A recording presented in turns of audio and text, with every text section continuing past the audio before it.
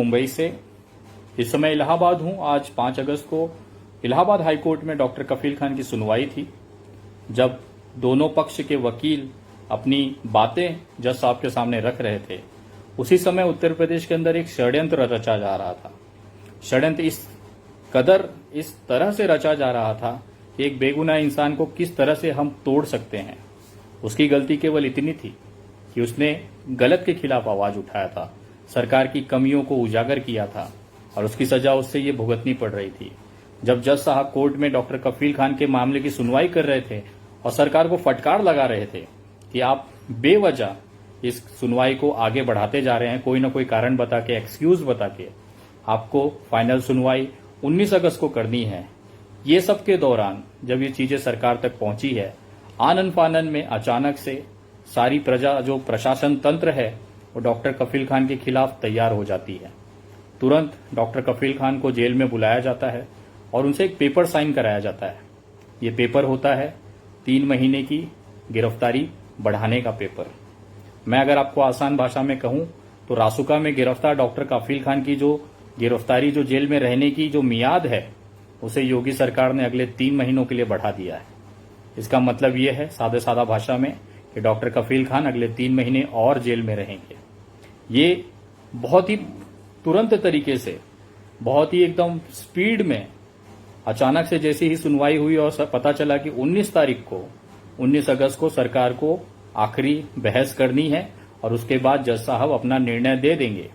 चाहे इसमें जो स्टे ऑर्डर के लिए एप्लीकेशन लगी है वो कैंसिल हो जाएगी या तो वो मंजूर हो जाएगी।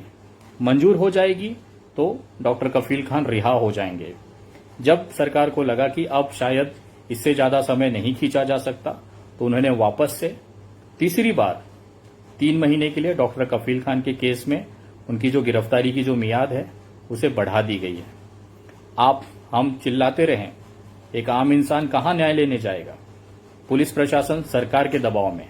अब तो न्यायपालिका भी, आज एक जज साहब ने कोशिश किया कि एक बेगुनाह को इंसाफ दिलाया जा सके। एक बेगुनाह जो बिना कोई गलती के जेल में सड़ रहा है, उसको आजाद करने के लिए रास्ते बनाए जा सके। जब उन्होंने कानून और संविधान के आधार पे फैसले लेने का निर्णय किया, उसके बाद सरकार ने फिर से अपनी दमनकारी नीतियां और चाल को उन्होंने एक्टिवेट कर दिया, उसे लागू कर दिया। आज उसी का खामियाजा डॉक्टर कफील खान भुगत रहा है। वो व्यक्ति एक डॉक्टर होते हुए, बच्चों की जान बचाते हुए, सरकार की गलत नीतियों के खिलाफ आवाज उठाते हुए, आपके लिए, मेरे लिए, अपने बच्चों के लिए, हमारे बच्चों के लिए, भविष्य के लिए एक दिक्कत ना हो, परेशानी ना हो, उसके लिए उस बंदे ने आवाज उठाई और उसका खामियाजा उसको मिला कि अगले 3 महीने और वो बंदा जेल में रहेगा।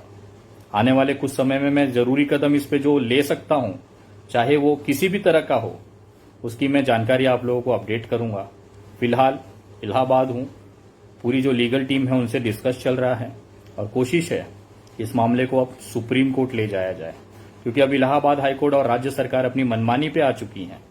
अब हमारे पास सुप्रीम कोर्ट के निवेदन के अलावा कोई ऑप्शन नहीं है और मैं कोशिश करता हूं सुप्रीम कोर्ट में ये मामला पहुंचे और एक बेगुनाह को न्याय मिले। और अगर सारे रास्ते बंद हो जाएंगे तो उसके बाद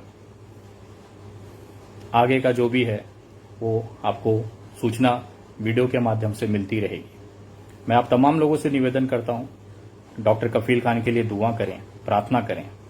उस बेचारे के साथ बहुत ही गलत हो रहा है और भारत के इतिहास में इससे दुर्भाग्यपूर्ण हो ही नहीं सकता। एक डॉक्टर जो बच्चों की जान बचाने के लिए आज भी उसका खामियाजा भुगत रहा है, इसका बहुत दूर तक असर पड़ेगा। अब कोई भी इंसान आवाज उठाने से डरेगा, उसको उदाहरण दिया जाएगा कि अगर तुमने सरकार के खिलाफ बोला तो तुम्हें डॉक्टर कफील खान बना दिया जाएगा।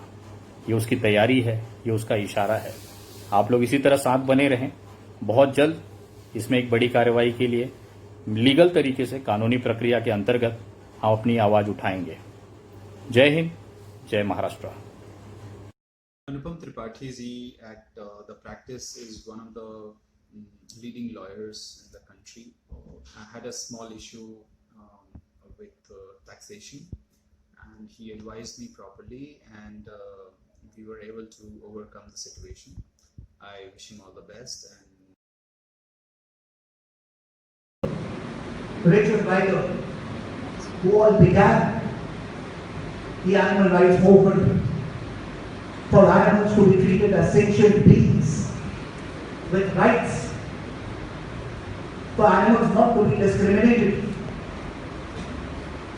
for animals not to be killed, eaten, but to be realized that animals have rights. They were called crazy. Since then we have international organizations, NGOs like PETA, WWF and a lot of others who've come a long way in our fight for animal rights. 50 years back, 60 years back, when somebody thought of landing on the moon, people thought they were crazy. And then there was Neil Armstrong, and then there was our very own Rakesh Sharma, and so on and so forth. The rest is history. Of course, now we've reached evil planet Mars. So crazy is good. Crazy is the new rebel. Crazy is good. Crazy is somebody who questions the status quo. Overrule a Supreme Court order. I don't understand this, because explain this for me. There was this particular case, was debated. It was taken up by various eminent lawyers and representations. All of the facts and proof about alleged cruelty to the bull during the bull taming sport was laid out for the Supreme Court. Tell us a little bit more about when the case came up, and tell us, why do you see this anger, this building anger or frustration against PETA alone? Because the Animal Welfare Board of India was also part of the petitions against the bull taming sport. Yes. See, in 2014, when the Supreme Court went on to pass this judgment, both sides had contested very heavily, right?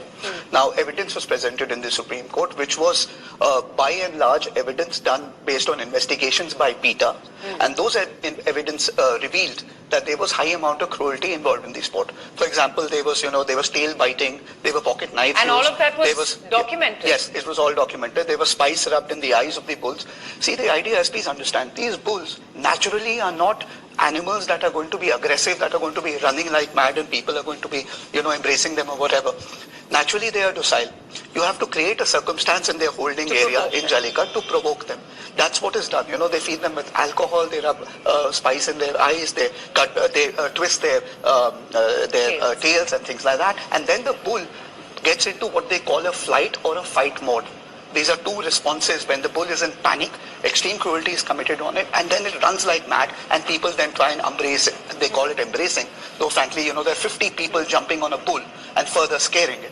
All this was gone into by the Supreme Court, and finally what the Supreme Court said was that a welfare legislation like Prevention of Cruelty to Animals Act ensures that the animal is protected. The animal comes first, right? And ultimately went on to pass a judgment, finding that the sport was inherently cruel to the bull. Now, until and unless you remove the animal from the sport and maybe replace it with people. Which in fact a bench of, Justices Deepak Mishra and Mr. Nariman said that the very act of taming a bull to perform in an event runs counter to the concept of welfare of the animal, which is the basic foundation of the Prevention of Cruelty to Animals Act. Pradeep, I know you want to step. The complete ban should not happen.